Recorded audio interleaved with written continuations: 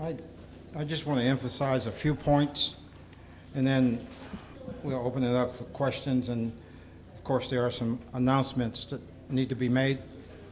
But I want to make it very, very clear that we're still in a county-wide state of an emergency.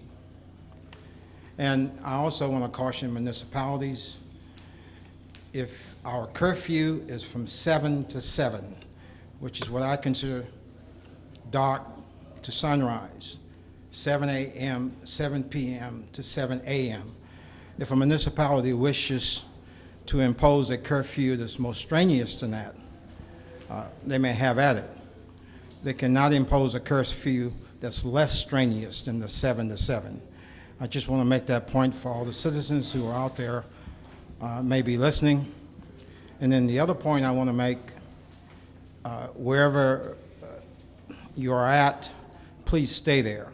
In other words, if you are not in Savannah, please don't get on the road to return. We have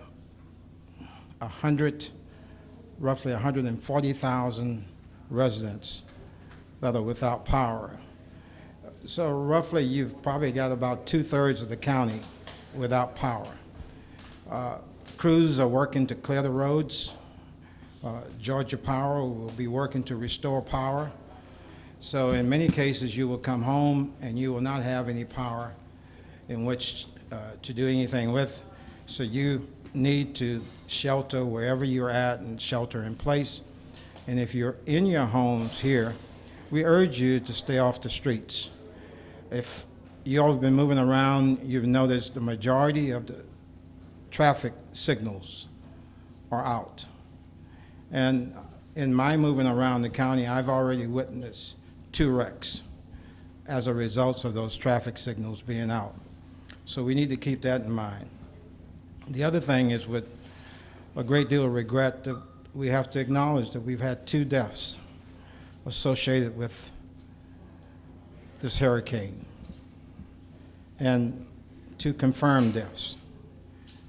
And I say that because I don't know if there are others, but we know we have 2 confirmed. I won't go into any details. I think that Savannah Chatham Metro will provide details on the death, because they're the ones that entered the homes and followed up on them. And in addition to the curfew being in place, countywide state of emergency is in place. We also want to take this opportunity to thank all of our support characters, the governor's office. We've got the school board has been a tremendous help, and so we certainly want to acknowledge that. And we've been working in unison with the city of Savannah, and the mayor has been at all the press conferences in support of our efforts. And we're really trying to assess all the damages. We've had crews out throughout the county. The Department of Transportation with the state has been traveling. The State Patrol has done a flyover for us to look at road blockages so we could catalog those, so we could know where to prioritize to start cleaning up so Georgia Power can get in to restore power. That's been a big help. DOT's been out inspecting bridges. If there's a bridge on a state highway, we cannot open that bridge after an event like Matthew without it first being inspected by DOT. And so we've been in the process of inspecting bridges all day, and a majority of the bridges are now open. Later today, we will have some announcements about emergency sheltering in Chatham County, just in case there's someone in their home where it's not livable because of tree damage or power outage. We are trying to provide a shelter for those individuals, and we will have some announcements about that later on. And of course, county SEMA staff continues in full swing. We've extended the time for reentry. We will make an announcement about that in the morning. But right now, we are urging people to stay off the road. In fact, traveling 16 earlier today, there was actually a tree blocking a portion of 16 in the area of exit 155. And so there's a tremendous amount of tree damage throughout the county. And there are still some roads that's impassable because of water.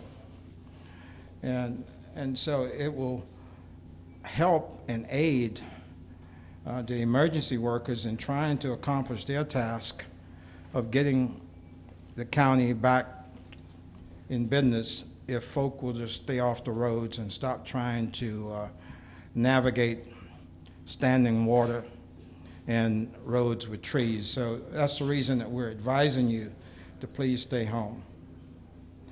The other thing I wanted to mention is that there are some water interruptions, water service by private providers in Chatham County, but they're in the process of restoring those systems as fast as possible. And we also, the school board wanted to pass along that all of Chatham County public schools and administrative offices will remain closed for students and staff through Tuesday. So Wednesday will be the first possible day for school reopening. An announcement will come on that at a later date, but we want to just put it out in advance that there will be no schools Monday or Tuesday.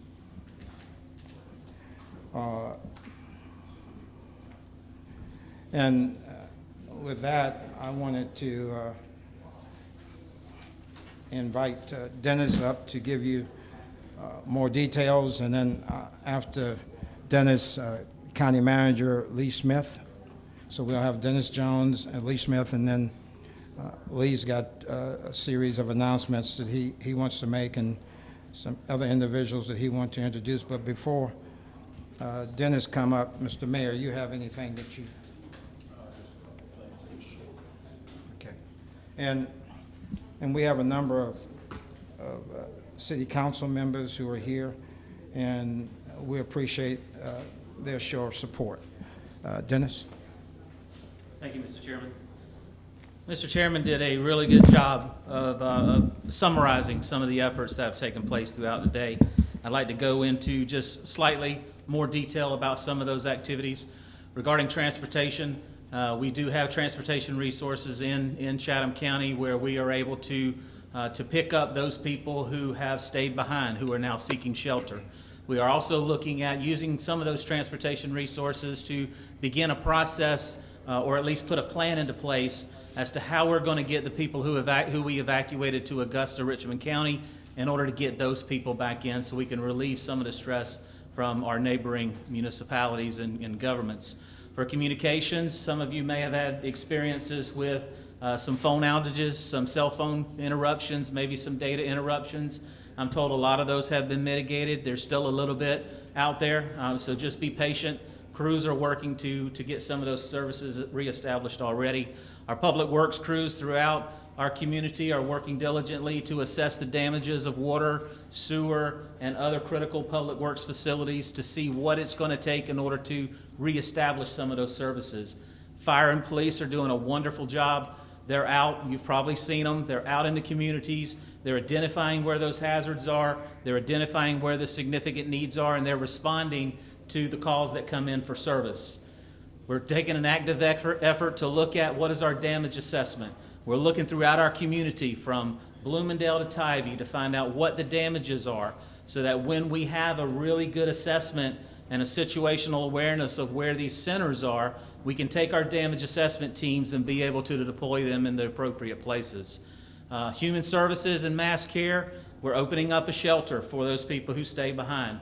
We're putting in the final pieces in place, working with the American Red Cross, with Public Health, with Savannah Metro Police Department, with the Trade Center, with other partners throughout the community to make sure that we have a place not only for those that are in Augusta, Richmond County, but those who stayed behind and weathered out the storm.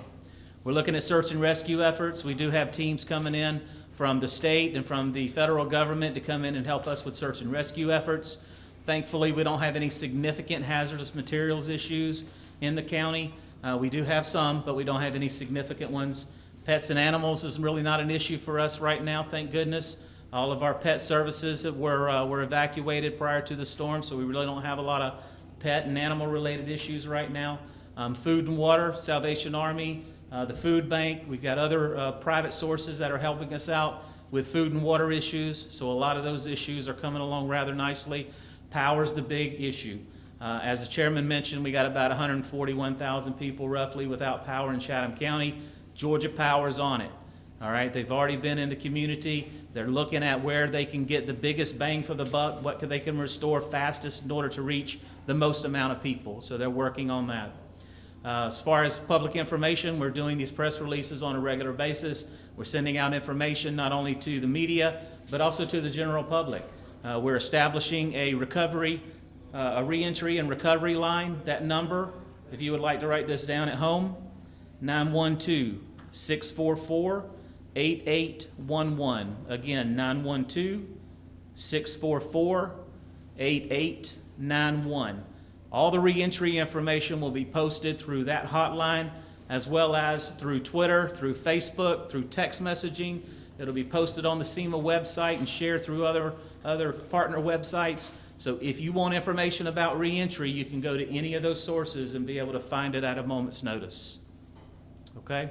So we are taking an aggressive look at where the population centers are now, what services we need to get reestablished. Human safety, human services is the biggest priority for us right now. We are looking at infrastructure, but we want to make sure we take care of people first.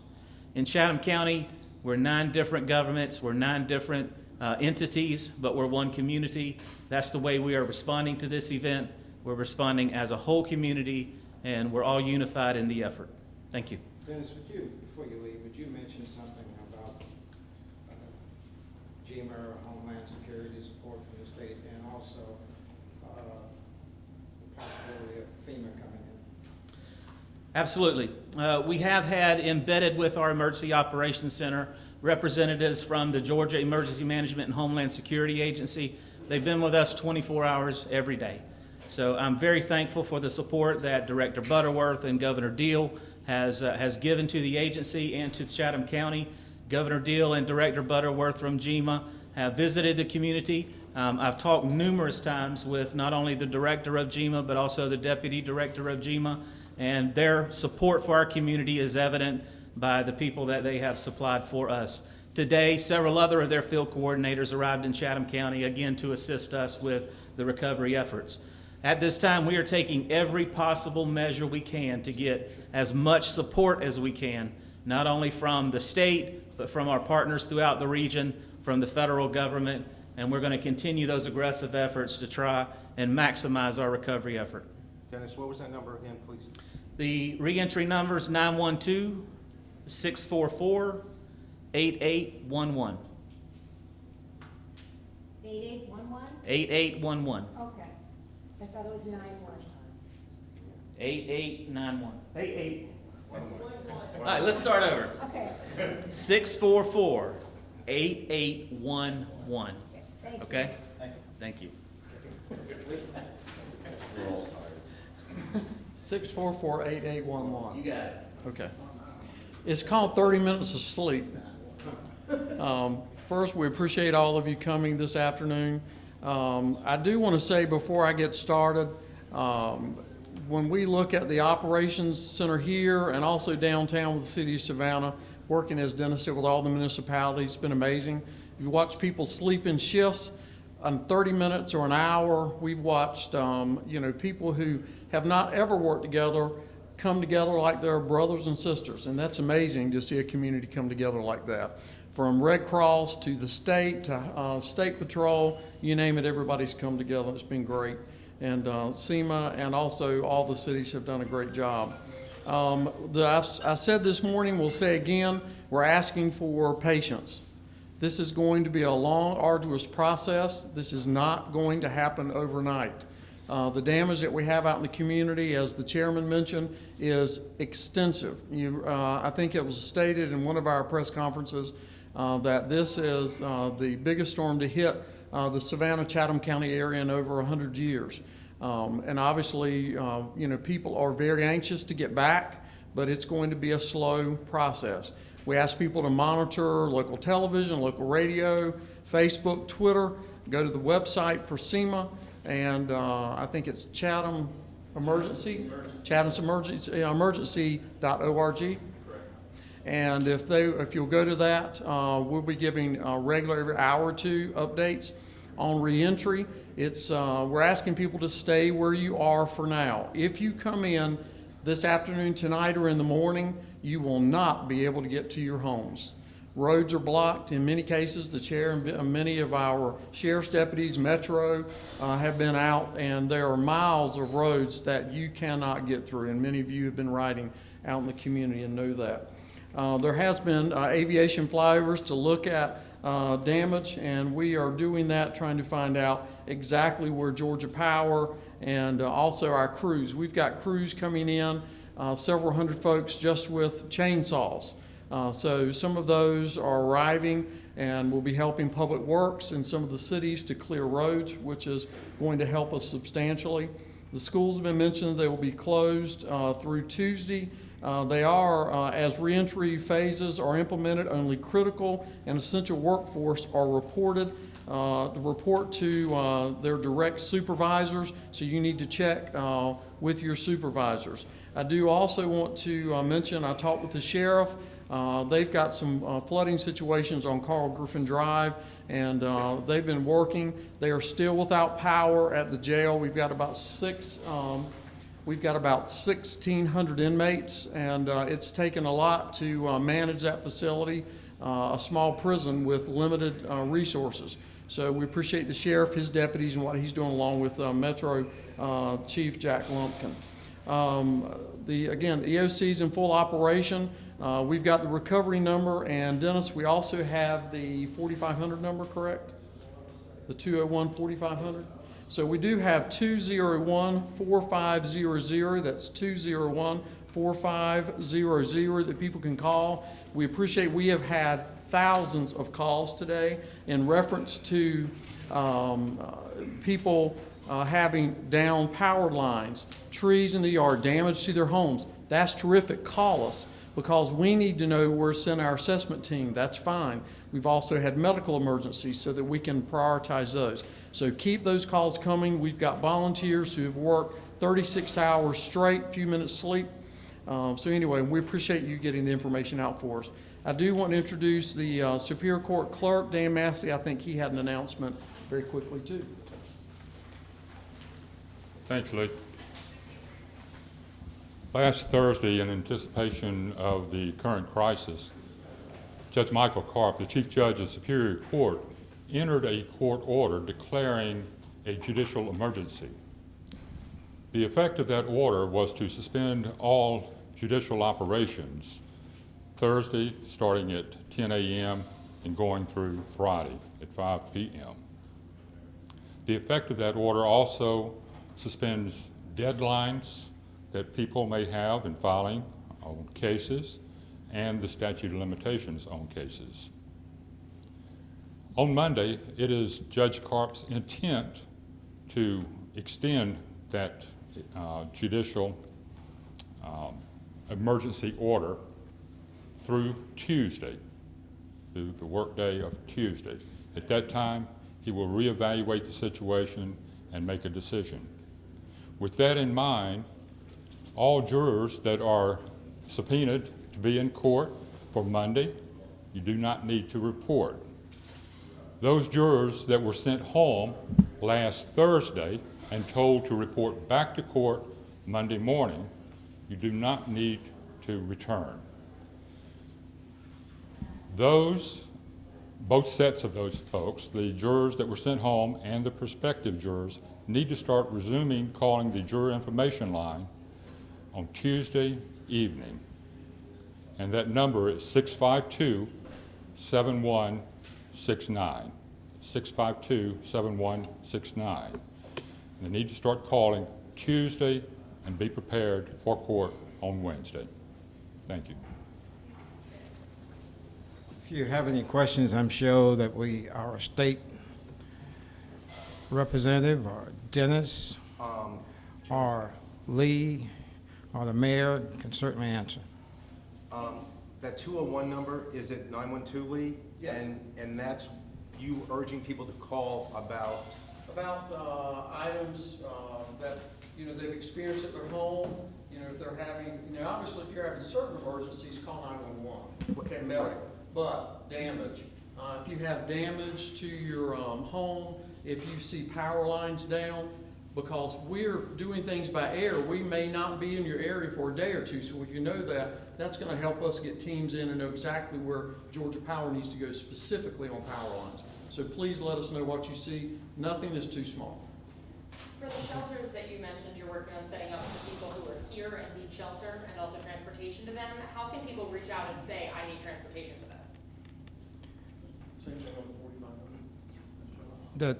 The number that's on your press release, the 4500 number, which is 201, 4500. We have a transportation section that'll help. Okay. Any other questions? Dennis, I have a couple of questions from folks on Facebook, if you don't mind answering them. One is, you want to go up to the podium? One is just a quick question. When will I-95 be open?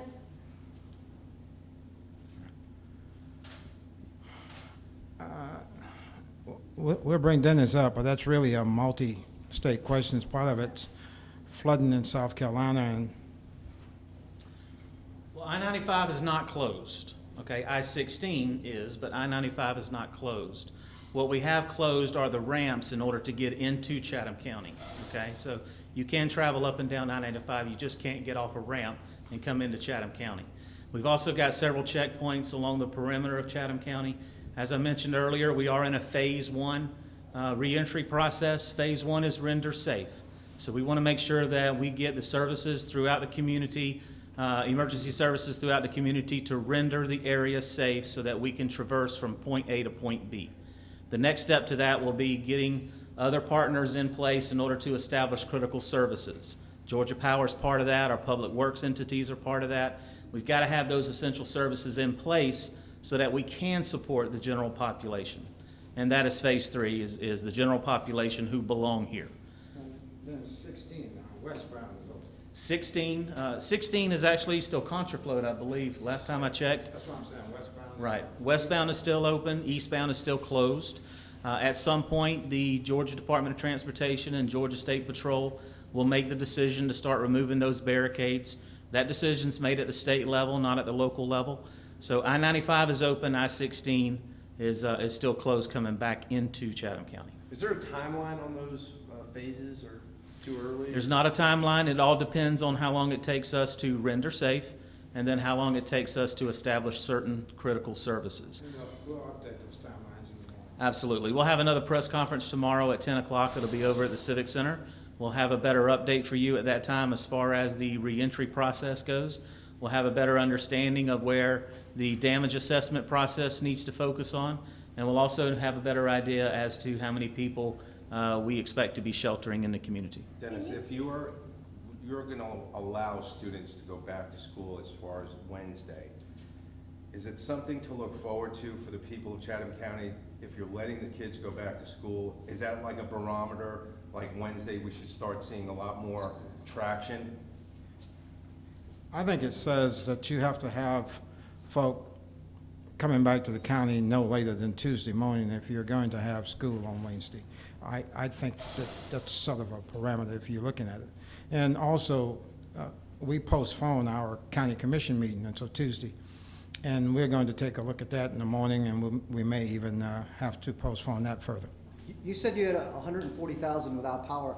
How have we come today? Where did it peak at? How many have gotten power back?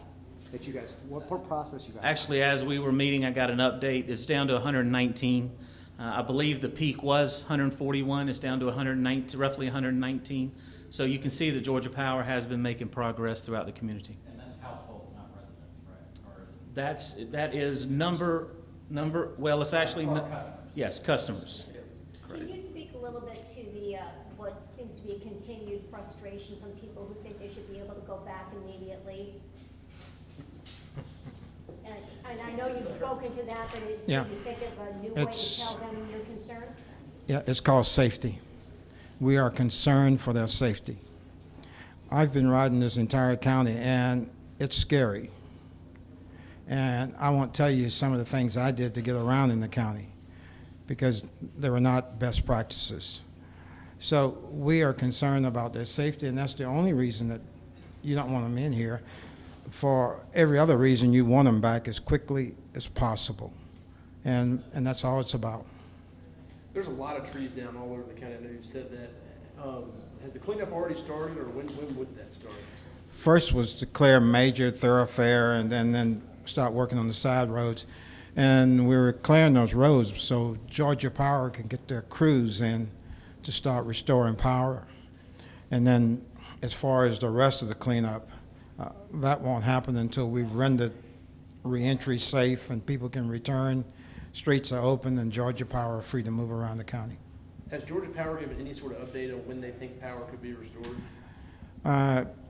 You know, when we were talking, they said up to 72 hours. I don't know. I spoke with the vice president of the coastal region as early as, I guess, a little before 8 o'clock this morning, and she alerted me that the winds were subsiding and that she was starting to bring her crews in from Statesboro and other places. She has folk from Florida. She has folk from Georgia. I don't know, but she may have them from Alabama as well. But she assured me that she had sufficient personnel and that she may even call on or reactivate some retirees. As far as the city of Savannah and the cleanup goes, the fire department is out with chainsaws opening up the right-of-ways as we speak. They have been doing that ever since they changed shift and went back to regular mode. They've got trucks there, they've got people there that are actually opening up some of these larger areas so that we can actually get the Georgia Power in there and actually assess it. So they've started there, and I'm sure that that's taking place in some other areas also. Mayor, can you speak to the 2 deaths and how you learned about that and the 2 deaths and your feelings about that? I cannot, other than I know that we have 2 deaths, I would leave that with Al because that covers, he's the overall in charge of this, and I'd rather him speak for everybody rather than me. And I didn't want to go into any details on the death except to tell you that we have 2 confirmed deaths. And you have the coroner and a police report that will give you further information on those deaths. I don't want to go into the details that I have that may be in conflict or may not be complete.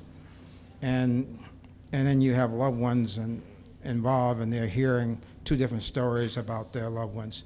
And that's the reason I wanted to rely on the coroner and just Chief Lumpkin's reports. Chairman Scott. I wasn't trying to dodge the questions. I just didn't want to.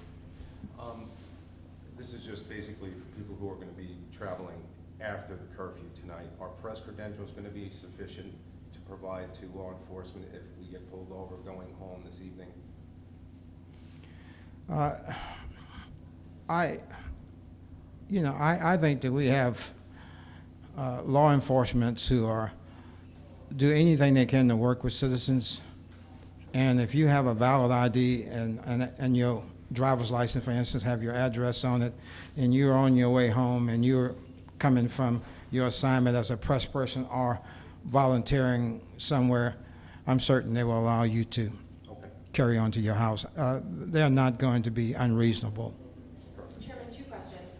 One, on search and rescue efforts, do you have any numbers at this point on, have people been rescued? How many have been rescued in the search and rescue efforts thus far?